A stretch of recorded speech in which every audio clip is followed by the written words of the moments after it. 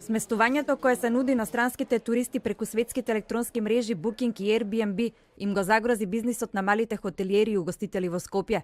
Дел од нив веќе се обратиле до градските власти да ги зајакнат контролите кај оние кои на диво рентаат станови и соби.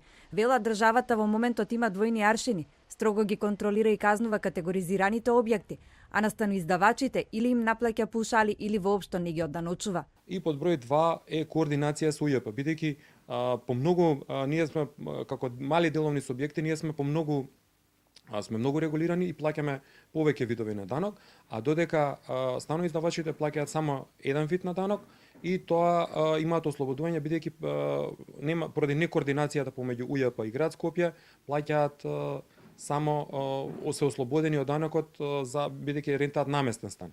Градските власти велат дека и покрај тоа што прават редовни контроли на сместувачките капацитети, сепак нивните инспектори немаат ингеренции да влегуваат кај нерегистрираните станоиздавачи. Согласно Законот за угостителска дејност, а за посочената проблематика станови што се издаваат преку Booking и Airbnb и не се регистрирани, немаат надлежност да делуваат. Во тој контекст, градот Скопје планира наредниот период да иницира законски измени во насока на изнаоѓање на оптимално решение. Според статистичките податоци, на годишно ниво туризмот придонесува со 5% во БДП-то на Македонија, а посетеноста на земјата од странските туристи постојано расте.